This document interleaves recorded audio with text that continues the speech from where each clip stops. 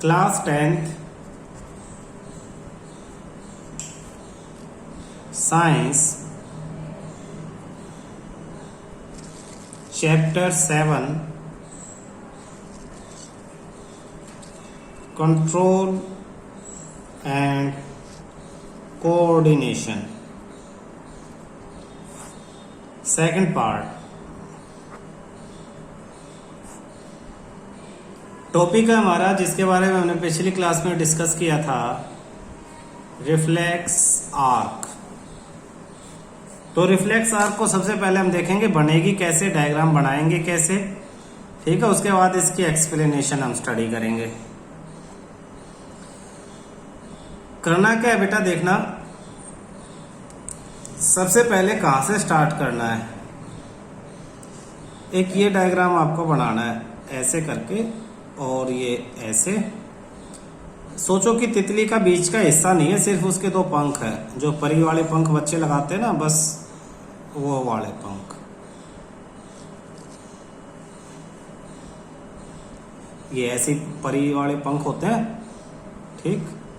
और यहां बना दो बीच में एक वो कार्टून में ऐसे बनाते हैं ना बच्चे, ये सिर, ये बॉडी और ये दो पैर। ये बनाना सिखा रहा हूं, पहले बाद में बताऊंगा एक्चुअली है क्या। और इसको डाल दो एक आधे कटे हुए सेब के अंदर। तो आधा कटा हुआ सेब कैसा होता है, ये बीच में से ऐसे ऐसे, और ये ऐसे, और यहां से ये ऐसे, और ये ऐसे। ये सेब को आधा काट लेते हैं तो लगभग ऐसा दिखाई देता है। और इसके दोनों तरफ ज्वाइंट कर दो दो गुलेल। गुलेल कैसी होती हैं, ऐसे होती हैं,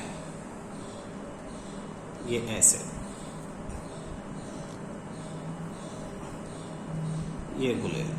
थोड़ा सा बीच में से फुला दो, ये ऐसे, और ये आपकी ये एक गुलेल ज्वाइंट होगी। दूसरी तरफ भी एक गुलेल जोड़ दो इसके, ये ऐसे,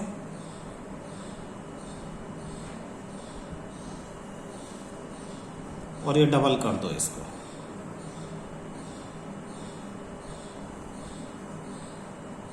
ये थोड़ा सा डार्क करके एक्चुअल उसको दिखा दो, इसको कैसे क्या है। ये यहां से ये ऐसे आएगा, और ये ऐसे ऐसे, ये ऐसे, ये इसके बाद ऐसे। ये बीच वाली लाइन नहीं है, इसे इरेज कर देना। ये ऐसे, ये बीच वाली नहीं है, ऐसे यहाँ पे ये ऐसे है,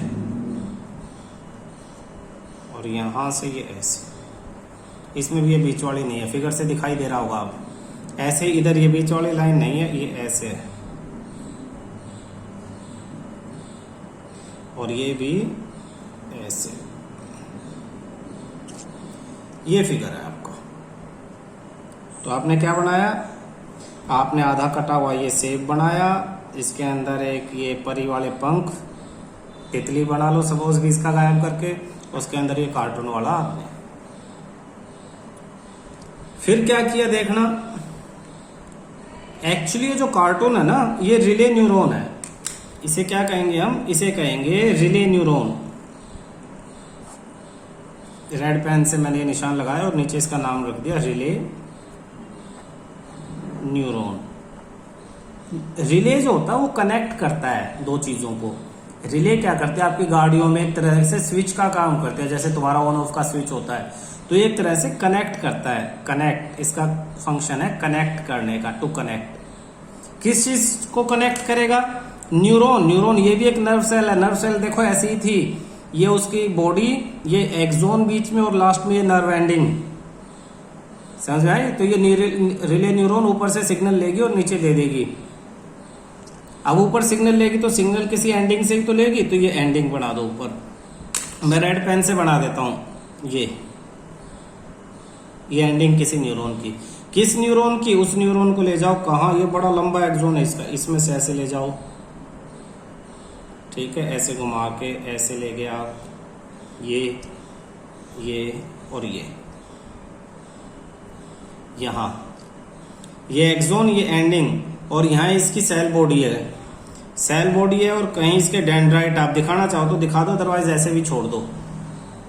यहां क्या आपका, यहां आपका हाथ है, ये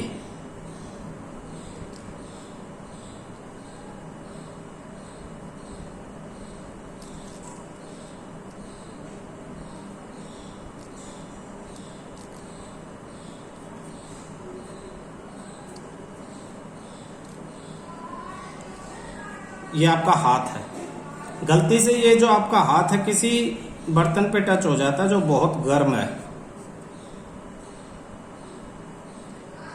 अब आपके सेंसरी न्यूरॉन ने आपको सेंस किया हीट को। अब प्रोसीजर समझते हैं, देखना पूरा रिफ्लेक्स आर्क का फंक्शन समझो। ये बहुत गर्म था, ये हॉट, हीट को सेंस किया रिले न्यूरॉन। ये जो न्यूरॉन है इसको सेंसरी न्यूरॉन कहते हैं क्योंकि सेंस करती है, तो इसका नाम हो गया आपका sensory neuron. Sensory neuron receive करेगी सिग्नल को, it receives the signal. Sensory neuron क्या करेगी, इट रिसीव द सिग्नल, ये सिग्नल को रिसीव करेगी और रिसीव करके ये उसे अपने एक्सॉन के थ्रू सिग्नल को कहाँ भेज देगी, ये उस सिग्नल को भेज देगी आपको, ये एक्सॉन के थ्रू भेज दिया यहाँ। ये क्या है, ये स्पाइनल कोड है। स्पाइनल कोड में सारी न्यूरॉन आपकी पूरी बॉडी से सारी नर्व सेल स्पाइनल कोड में आती हैं और स्पाइनल कोड में इकट्ठी होकर यहाँ से ब्रेन को जाती हैं। तो ब्रेन ये शो कर दिया हमने, ये इस तरह से आप अपने बुक में डायग्राम में भी देखोगे तो ये स्पाइनल कोड ये इस तरह से आपको शो कर देंगे कि ये स्पाइनल कोड है आपकी, जो इस तरह से ये पीछे स्पाइनल कोड है और यहाँ से सिग्नल जा रहा है कहाँ पे, टू ब्रेन, यानी मैसेज जा रहा है, मैसेज टू ब्रेन को। है क्या ये आपकी सी spinal cord, central nervous system, CNC central nervous system spinal cord है।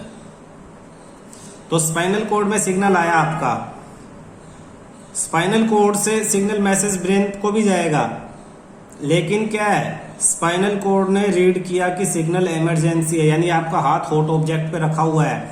दोबारा डिस्कस करते हैं हम। अगर नॉर्मल प्रोसीजर होता तो स्पाइनल कोड पे सिग्नल आता, यहाँ से ब्रेन में जाता, ब्रेन सिग्नल को इंटरप्रेट करता, यानी ब्रेन सिग्नल को समझता, समझने के बाद ब्रेन मसल्स को ऑर्डर करता दूसरे न्यूरॉन्स को, वो न्यूरॉन सिग्नल को लेके आती मसल्स तक और वो मसल्स हाथ को पीछे ले जाती। वो मसल्स कहाँ हैं, यहाँ है वो मसल्स आपके इसी हाथ में, यहाँ ये मसल है। तो ये जो मसल्स हैं इसको सिग्नल देने के लिए दूसरी नर्व सेल्स हैं, दूसरी नर्व कहाँ से आई हैं, वो स्पाइनल कोड से ही आई हैं। ये रास्ता, नीचे वाला रास्ता,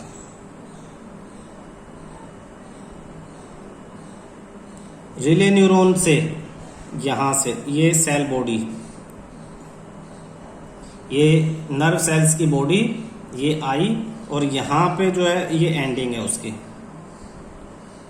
तो ये जो है इन्हें हम मोटोर न्यूरॉन कहेंगे, इस वाली नीचे वाली न्यूरॉन को हम कहेंगे, ये तो सेंसरी न्यूरॉन है ये वाली, और ये वाली आपकी है मोटोर न्यूरॉन।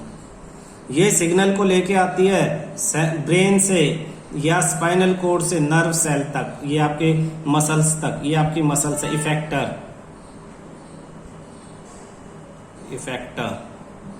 मसल्स इन आर्म। समझने की कोशिश करना, ये वाली सिग्नल लेके आएगी मसल्स तक, मसल्स को सिग्नल मिलेगा कि डेंजर, खतरा है, हाथ पीछे होना है, तो मसल्स जो अपनी शेप चेंज करेगी, हाथ को पीछे खींच लेगी। लेकिन अगर ब्रेन से सिग्नल आता तो उसमें टाइम लगता, जबकि ये दोनों सबसे पहले कहाँ मिल रही हैं, स्पाइनल कोड में मिल रही हैं। कौन सी, सेंसरी और मोटोर। तो ये रिले न्यूरॉन क्या करता है, रिले न्यूरॉन जो भी सिग्नल आया उसकी इमरजेंसी को समझ के कि सिग्नल बहुत स्ट्रॉन्ग है, उसकी नीड को समझ के यहीं से कनेक्शन कर देगा मोटोर न्यूरॉन को, यहीं से कनेक्शन कर देगा। और without involving your thinking process, बिना आपके ब्रेन को इन्वॉल्व किए, बिना सोचे समझे, मोटोर न्यूरॉन इफेक्ट एकदम से हरकत में आ जाएगी और मसल्स को सिग्नल देगी और मसल्स हाथ को पीछे खींच लेगा। आप देखोगे हमेशा ऐसा ही होता है, जब भी इमरजेंसी सिग्नल इस तरह का होगा, पहले इफेक्ट होगा, इफेक्ट होने के बाद ब्रेन सोचेगा। जितने टाइम में ये इफेक्ट होता है तब तक ये स्पाइनल कोड सिग्नल भेज देती है ब्रेन को, और ब्रेन उस सिग्नल को समझ लेता है कि ऑब्जेक्ट गर्म थी। ठीक है, तो आपका हाथ जब तक ब्रेन समझता है कि ऑब्जेक्ट गर्म थी, जब तक आपका हाथ इस ऑब्जेक्ट से दूर आ चुका होता है। तो ये जो टाइम लैप्स है ब्रेन की थिंकिंग प्रोसेस और रिस्पॉन्ड करने का, उस टाइम को यहाँ पे रिले न्यूरॉन कम कर देता है, मिनिमाइज कर देता है। तो ये कंप्लीट जो एक्शन है इसको रिफ्लेक्स आर्क कहते हैं, यही जो हमने बनाया। और मैं उम्मीद करता हूं तुम्हें ये बनाना आ गया होगा। क्या बनाया हमने? आधा सेब, सेब के दोनों तरफ गुलेल, बीच में ये परी वाले पंख, ये कार्टून वाला आदमी जिसको रेले न्यूरॉन कहेंगे, इसके सिर पे ये जो छत टोपी दिखाई दे रही है ये नर्व एंडिंग है किसकी? सेंसरी न्यूरॉन की। और पैरों के नीचे जो फुटबॉल है ये सेल बॉडी है किसकी? मोटर न्यूरॉन की। सेंसरी न्यूरॉन सिग्नल को रिसीव करेगा, स्पाइनल कॉर्ड में पहुंचाएगा, रिले न्यूरॉन उसको कनेक्ट करेगा मोटर न्यूरॉन से, और मोटर न्यूरॉन इफेक्टर मसल्स को सिग्नल पहुंचाएगी, मसल्स जो है हाथ को वहां से मूव करा देगी, और साथ साथ स्पाइनल कॉर्ड सिग्नल ब्रेन को भेज देगी। तो ये कंप्लीट आपका रिफ्लेक्स आर्क का फंक्शन है। क्लियर है? इसमें आपको क्या क्या नाम याद रखने हैं देखना। सबसे पहले आपको सेंसरी न्यूरॉन, सेंसरी न्यूरॉन याद रखना है। क्लियर है? सेंसरी न्यूरॉन आप याद रखोगे कहाँ पे है ये रिफ्लेक्स आर्क में, और इसका फंक्शन याद रखोगे। इसके बाद relay neuron, third motor neuron, तीनों कहाँ पे हैं, इनके फंक्शन क्या हैं। फोर्थ इफेक्टर,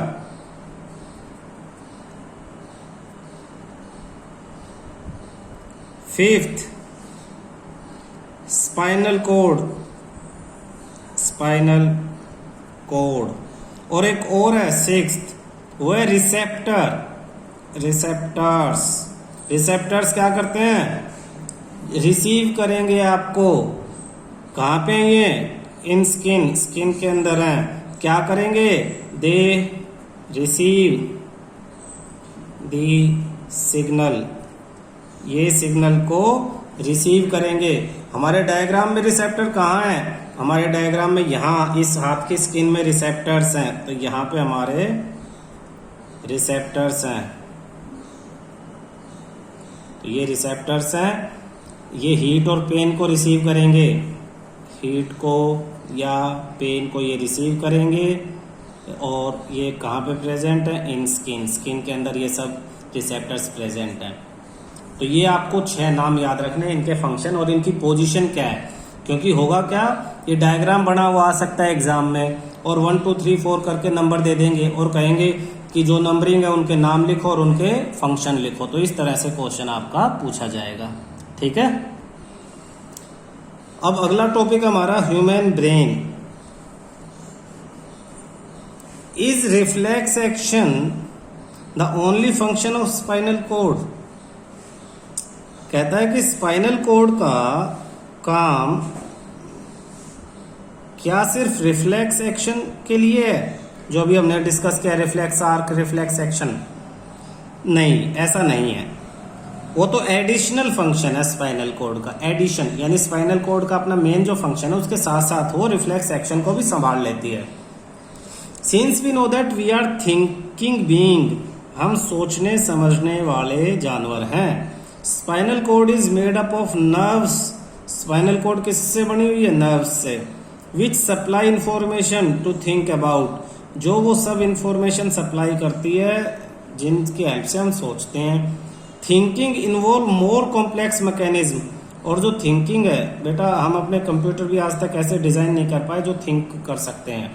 तो थिंकिंग जो है इन्वॉल्व मोर कॉम्प्लेक्स मैकेनिज्म, इसमें बहुत ही कॉम्प्लेक्स मैकेनिज्म की जरूरत है। एंड न्यूरल कनेक्शंस, बहुत सारे करोड़ों अरबों कनेक्शंस आपस में, नर्व आपस में कनेक्ट होती हैं। These are concentrated in the brain, और ये सब कहाँ है? ये ब्रेन के अंदर है। ये सब, ये पूरा मैकेनिज्म, ये पूरे सब न्यूरल कनेक्शन, ये सब ब्रेन के अंदर है। Which is the main coordinating centre of the body, और ब्रेन क्या है? ब्रेन हमारा मेन कोऑर्डिनेटिंग सेंटर है हमारे शरीर का, जहां से हमारी बॉडी पूरी तरह से कंट्रोल होती है। The brain and spinal cord, दोनों चीजें, ब्रेन एंड स्पाइनल कोड दोनों मिला के constitute the central nervous system, ये दोनों सेंट्रल नर्वस सिस्टम बनाते हैं। यानी अगर हम लिखें साइड में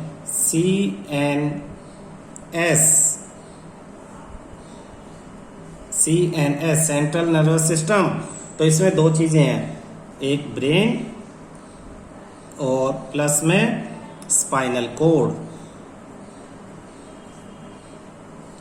ब्रेन और स्पाइनल कोड दोनों मिलके सेंट्रल नर्वस सिस्टम हमारा फॉर्म करते हैं। ठीक है। They receive information from all part of the body and integrate it. इनका काम क्या है? रिसीव। ये सबसे पहले इंफॉर्मेशन को पूरे शरीर से रिसीव करते हैं, फिर उन्हें इंटीग्रेट का मतलब है कि उन्हें आपस में एक दूसरे के साथ एडजस्ट मिक्स करके समझने की कोशिश करते हैं। We also think about our action. अच्छा, समझने के बाद छोड़ते थोड़े ना, उसके बाद डिसीजन लेते हैं और कोई ना कोई एक्शन करते हैं। जैसे एक बच्चा स्कूल बंक करके पार्क में घूम रहा है, अचानक उसके कानों ने आवाज सुनी दूर से, उसे लगा पापा की आवाज है, गर्दन घुमा के देखा पापा ही थे, लेकिन किसी और के साथ बात कर रहे थे, पापा ने देखा नहीं। तो दिमाग ने इंफॉर्मेशन ली आवाज से और शक्ल से, और पहले की इंफॉर्मेशन दिमाग में पहले से ही थी कि आज तो स्कूल बंक किया हुआ है, और पापा के जो फेस आया और जो आवाज आई, ब्रेन ने उससे पहले से स्टोर्ड फेस और आवाज से मैच किया, तो पता लगा बच्चे को पापा ही हैं। इन सब इंफॉर्मेशन को उसने इंटीग्रेट किया और ऑर्डर किया पैरों को भाग ले, और बच्चा भाग लिया। तो ये सारा फंक्शन इसमें सब इन्वॉल्व हो रहा है कि हमारा ब्रेन स्पाइनल कोड हमारे रिसीव करता है इंफॉर्मेशन को, इंटीग्रेट करता है, पहले से जो इंफॉर्मेशन हमारे पास है उनसे कंपेयर करता है, और फिर एक्शन हो जाता है, यानी बच्चा भाग लेता है, वहां से छिप जाता है। लिखना, बातें करना, चेयर पे बैठ के चेयर घुमाना, मूव करना, क्लैपिंग, तालियां बजाना प्रोग्राम खत्म होने के बाद, are the example of voluntary actions. Voluntary जो हम सोच समझ के करते हैं, वॉलेंट्री एक्शंस यानी डिसीजन लेके आप डिसीजन सोचोगे और उसके बाद लिखना शुरू करोगे, तो डिसीजन लेके खुद जो आपके हाथ में है, जिनका कंट्रोल, उन्हें वॉलेंट्री एक्शंस कहेंगे। Which are based on deciding what to do next. Voluntary actions are based on what to do next. जैसे कोई प्रोग्राम खत्म होता है, आप डिसाइड करते हो कि चलो अब तालियां बजा देते हैं, क्लैपिंग कर लेते हैं। जैसे ही आप बर्थडे पार्टी में हो, बच्चे ने केक काटा और आपने क्लैपिंग शुरू कर दी, पहले से तैयार थे आप कि जैसे ही ये केक काटेगा हम क्लैपिंग कर लेंगे, तो ये वॉलेंट्री एक्शंस में आते हैं। So the brain also has to send message to muscles. और वॉलेंट्री एक्शन कब होंगे? जब ब्रेन मसल्स को जो है इंफॉर्मेशन भेजेगा। This is the secondary way in which the nervous system communicate with the muscles. तो इस तरह से नर्वस सिस्टम मसल्स के साथ कम्युनिकेट करता है। The communication between the central nervous system and the other part of the body is facilitated by the peripheral nervous system. Brain जब हमारी बॉडी के दूसरे पार्ट्स को मैसेज भेजता है, कंट्रोल करता है, कम्युनिकेट करता है, उनके बीच में सिग्नल लेता है और सिग्नल देता है, तो इस पूरे प्रोसीजर को, इस पूरे सिस्टम को हम कहते हैं पेरिफेरल नर्वस सिस्टम। तो पेरिफेरल नर्वस सिस्टम में क्या क्या आता है? It consisting of cranial nerves, cranial nerve आएंगी, अराइजिंग फ्रॉम द ब्रेन, जो ब्रेन से शुरू होती हैं, and spinal nerve arising from the spinal code, जो स्पाइनल कोड से शुरू होंगी। तो यहाँ पे क्रैनियल नर्व्स के डेफिनेशन याद रखना, these are the nerve which arise, यानी स्टार्ट होंगी कहाँ से? ब्रेन से। और spinal nerve which starts from the spinal cord. Cranial हमारे जो ब्रेन है, ब्रेन के अपर पार्ट क्रैनियल बोलते हैं उसे। The brain this allow us to think, brain हमें सोचने के लिए अलाउ करता है, एंड टेक एक्शन, और फिर एक्शन लेने के लिए अलाउ करता है, बेस्ड ऑन दैट थिंकिंग, अपनी सोच के according. As you will expect, जैसा कि आप उम्मीद करते हो, this accomplished through the complex design with different parts of the brain responsible for integrating different input and output. हमारे ब्रेन के अलग अलग जो पार्ट हैं वो रिस्पॉन्सिबल हैं अलग अलग इनपुट और आउटपुट के लिए, यानी अलग अलग तरह के इनपुट, जैसे कि आंखों से जो सिग्नल आए वो ब्रेन के दूसरे हिस्से में जाएंगे, कान से सिग्नल दूसरे हिस्से में, स्किन, जीभ, हर एक बॉडी के जो रिसेप्टर्स हैं उनसे जो सिग्नल आएंगे उसको रिसीव करने के लिए ब्रेन में अलग अलग जो पार्ट हैं वो फिक्स हैं। सब अपने पर्टिकुलर सिग्नल को रिसीव करेंगे और उसके अकॉर्डिंग उन्हें इंटरप्रेट करके ब्रेन के दूसरे हिस्से को दे देंगे जो डिसीजन मेकिंग सेंटर है। जैसे कि क्लास के हर एक टीचर, सब क्लास टीचर अपने अपने क्लास के बच्चों से इंफॉर्मेशन कलेक्ट करेंगे और उसे प्रिंसिपल तक पहुंचा देंगे। तो इसी तरह से ब्रेन में अलग अलग पार्ट है जो अलग अलग तरह की इंफॉर्मेशन को रिसीव करेंगे। The brain has 3 such major part, और ब्रेन को इस तरह से 3 पार्ट्स में डिवाइड कर दिया, 3 पार्ट्स में, जिनको हम कहेंगे फोर ब्रेन। 3 पार्ट का मेन 3 पार्ट क्या है? Fore brain, mid brain and hind brain. एक तरह से फोर ब्रेन, मिड ब्रेन और हैंड ब्रेन, आगे का, बीच का और पीछे का। इनके सब पार्ट्स भी होंगे जो आगे पढ़ेंगे, पहले अभी पढ़ते हैं। The forebrain is the main thinking part. तो सबसे पहले फोर ब्रेन मेन क्या है? थिंकिंग पार्ट, ये सोचने समझने वाला हिस्सा है। तो forebrain is main thinking part, याद कर लो, of the brain. It has regions which receive sensory impulses from various receptors. Body में जो अलग अलग रिसेप्टर्स है, टेस्ट, साउंड, ठीक है, लाइट, स्किन, तो जितनी बॉडी में रिसेप्टर्स हैं उनसे जो सिग्नल आएंगे वो फोर ब्रेन में आएंगे, फोर ब्रेन रिसीव करेगा। Separate areas of the forebrain are specialized for. Forebrain को अलग अलग पार्ट्स में स्पेशलाइज्ड कर दिया। जैसे एक बिल्डिंग है फोर ब्रेन, और उसमें अलग अलग ऑफिसेज हैं। एक ऑफिस हियरिंग के लिए, एक स्मेल के लिए, एक साइट यानी देखने के लिए, और इस तरह से अलग अलग। तो फोर ब्रेन के अलग अलग पार्ट, ये अलग अलग तरह के सिग्नल रिसीव करने के लिए स्पेशलाइज्ड हैं। There are separate area of association where the sensory information is interpreted. अलग अलग सेपरेट एरिया है जहां पे ये इंफॉर्मेशन इंटरप्रेट की जाती हैं।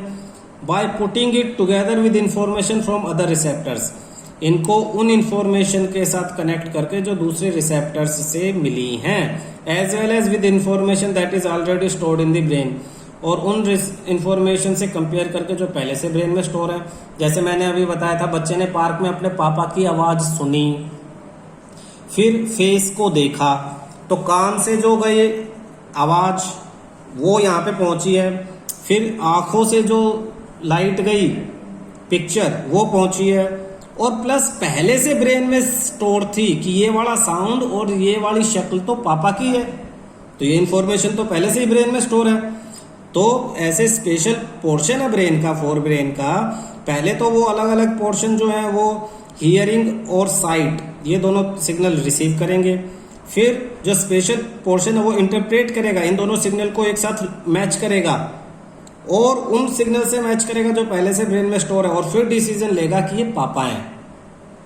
तो ये इतना आसान काम नहीं है कि देखते ही आप पहचान लेते हो कि ये पापा हैं। इसमें ब्रेन का बहुत बड़ा हिस्सा, बहुत कॉम्प्लिकेटेड पार्ट जो है वो बहुत मेहनत करता है, तब आप पहचान पाते हो कि ये जो हैं ये पापा हैं। ठीक है। Based on all this a decision is made. इन सब के बाद एक डिसीजन लिया जाता है about how to respond and information is passed, कि किस तरह से रिस्पॉन्ड करना है। जैसे बच्चे वाले केस में मैंने बताया कि डिसीजन लिया कि रिस्पॉन्ड क्या करना है, जवाब में करना क्या है। तो ब्रेन ने एक और इन्फॉर्मेशन ब्रेन में स्टोर थी कि आज उसने स्कूल बंक किया, पापा देखेंगे तो मारेंगे।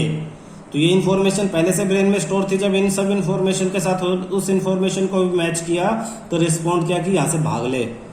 And information is passed on to the motor area, और ये इंफॉर्मेशन मोटर एरिया जो मसल्स को सिग्नल लेके जाती है, उन्हें ये इंफॉर्मेशन पास कर दी जाती है ब्रेन के द्वारा, which control the movement of. और फिर ये मोटर एरिया क्या है, वो कंट्रोल करता है वॉलेंट्री मसल्स को, जो आपकी इच्छा के अकॉर्डिंग काम करेंगी। फॉर एग्जाम्पल तुम्हारे लेग मसल्स को एक्शन देंगी कि भाग लो, और वो भाग लोगे आप। However, certain sensations are distinct from seeing or hearing. कुछ ऐसी सेंसेशन है जो देखने और सुनने के से थोड़ी सी अलग है। For example, how do we know that we have eaten enough. हमें कैसे पता लगता है कि हमारा पेट भर गया है? ना तो पेट में से आवाज आती है, पेट आपको अंदर से बोलता है भाई बस और जगह नहीं है और मत खाओ। ना ही आपको अपना पेट दिखाई दे रहा है कि ये तो भर गया है, तो ना तो आप अपने भरे हुए पेट को देख सकते हो और ना ही सुन सकते हो। फिर भी आपको लगता है कि अब भूख और नहीं है, और नहीं खाना, और आप मना कर देते हो मम्मी को खाना रखने के लिए। The sensation of feeling full, तो ये जो सेंसेशन है कि फुल हो गया भाई और नहीं खा सकता, is because of centre associated with hunger which is an separate part of fore brain. तो फोर ब्रेन का एक और अलग से पार्ट है जो आपकी बॉडी के अंदर से इंफॉर्मेशंस जो है वो रिसीव करता है, बॉडी के अंदर से। इस तरह के जितनी भी जो इंफॉर्मेशन है बॉडी के अंदर जो जनरेट होती है, वो सब इंफॉर्मेशन सेपरेट पार्ट रिसीव करेगा। क्लियर है?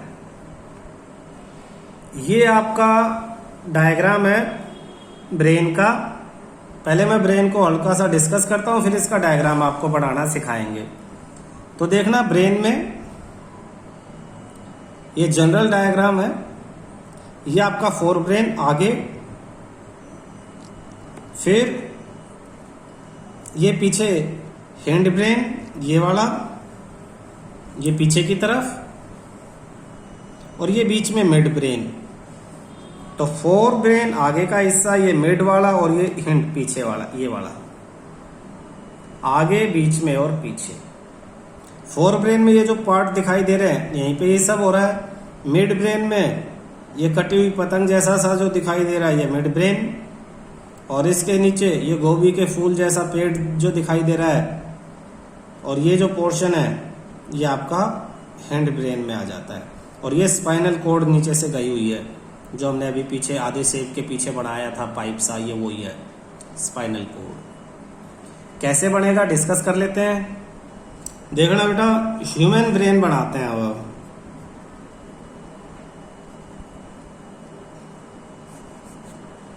तो कैसे बनाएंगे ह्यूमन ब्रेन? आप किसी भी बच्चे का साइड फेस देखोगे तो उसके जो बाल वाल है उसकी कटिंग आप देखोगे कुछ इसी तरह की होती है। साइड से देखने पे ये फिगर आ जाएगा हल्का सा। अंडे को थोड़ा टेढ़ा रख दिया, बिल्कुल रफ, इसमें कोई वो नहीं करना। ये ऊपर 2-3 लाइनें हैं जिन्हें आप फाइन बना लोगे अपने डायग्राम में देख के। ठीक है, यहां से ये ऐसे ऐसे आके, और ये आपका स्पाइनल कॉर्ड। यहाँ ये थोड़ी सी आप नोज निकली हुई दिखा दो। ये नोज नहीं है, ये ब्रेन आपका फोरहेड है, ये इसके पीछे ब्रेन है। इसके बीच में आप क्या करो, इसके बीच में ये जो कटी पतंग है ये पूंछ के साथ ये आप दिखा दो। इसके ऊपर ये लंबी सी एक घिया रख दो। मैं डायग्राम याद हो जाए इसलिए ऐसे बनवा रहा हूं।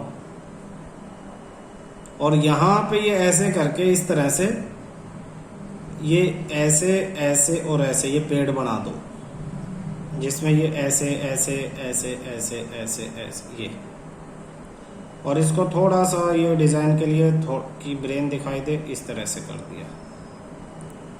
3D शेप डालने के लिए ये ऐसे ये 3D शेप होगी इसकी। अच्छा, इन सब के ऊपर से इसको घुमा दो, टेढ़ी मेढ़ी लाइनें, ये ऐसे ये सबको डबल वो कर दो, यहाँ ये एक्स्ट्रा ऐसे निकाल दो। ये सबको ऐसे ऐसे करके कवर कर दिया। बाकी जो पोर्शन बचा ये वाला, यहां से ये वाला और यहां से ये वाला, इसमें ये कॉइल बनानी है। तो कॉइल कैसे बनी हुई है देखना। कॉइल तो टेढ़ी मेढ़ी जैसे बनाओगे वो बन जाएंगी, ये इस तरह से।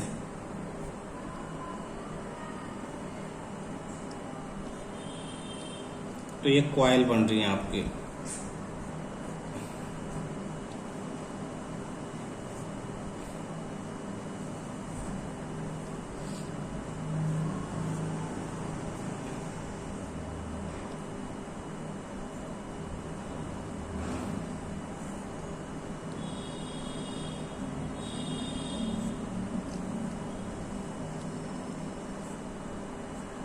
सर ये फोटो ग्रुप पे भेज देना। तो ये कॉइल चल रही है भाई, ये हमने कॉइल बना दी।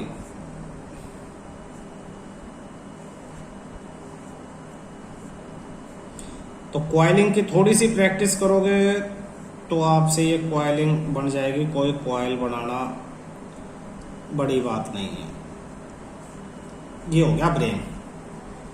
अब इसके जब पार्ट्स के नाम लिखेंगे तो देखना किस किस का नाम लिखेंगे। सबसे पहले तो ऐसे निशान लगा के ये फोर ब्रेन लिख के फोर ब्रेन खत्म कर दो, फोर ब्रेन। फिर ये जो पोर्शन ऊपर बिल्कुल सिर के ऊपर, इसको कहते हैं सेरेब्रम, CERE, सेरेब्रम। फिर ये जो बार बार ये बहुत सारी लाइनें हैं, ये क्रैनियम, क्रैनियम जिसको स्कल भी बोलते हैं, खोपड़ी आपकी। ये मिड ब्रेन, बीच वाले इस कटी पतंग पे निशान लगा दो और इसको लिख दो मिड ब्रेन। ये मिड ब्रेन हो गया। अब हमारा बचता है नीचे वाला पोर्शन। कटी पतंग पे नीचे की तरफ जो निशान लगेगा, हाइपोथैलेमस। अच्छी तरह से नाम याद रखना, हाइपोथैलेमस। यहाँ बहुत सारे नाम, ये छोटा सा नीचे निकालना है, स्पेशल ध्यान रखना ये। तो इसका नाम है पिट्यूटरी ग्लैंड, पिट्यूटरी ग्लैंड। इसके बाद ये जो थोड़ा सा ये फूला हुआ है, इसे पोन्स कहेंगे। पोन्स के नीचे वाले पोर्शन को मेडुला कहेंगे।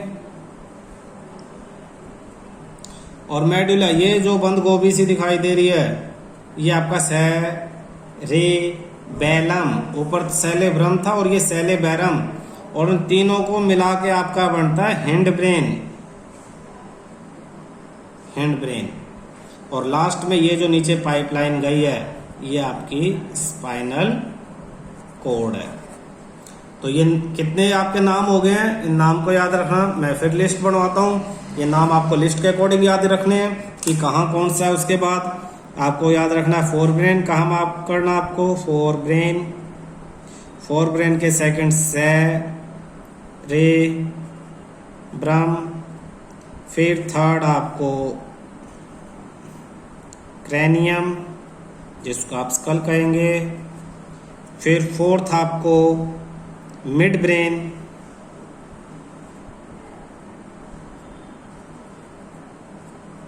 Fifth hypothalamus.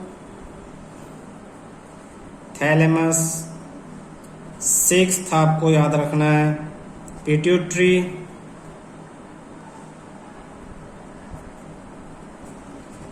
ग्लैंड। सेवंथ पोन्स।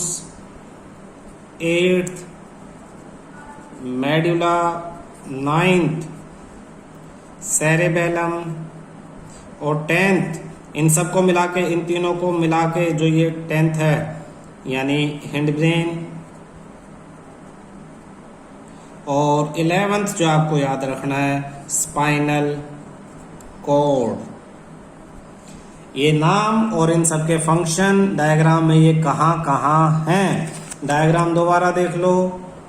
ये डायग्राम आपका, बीच में कटी पतंग, उसके ऊपर घिया, यहाँ बंद गोभी, चारों तरफ कन्वर्ट कर दिया ये फोर, जो आपका माथा फोरहेड वो, नीचे स्पाइनल कोड, और ये बीच में कॉइल्स।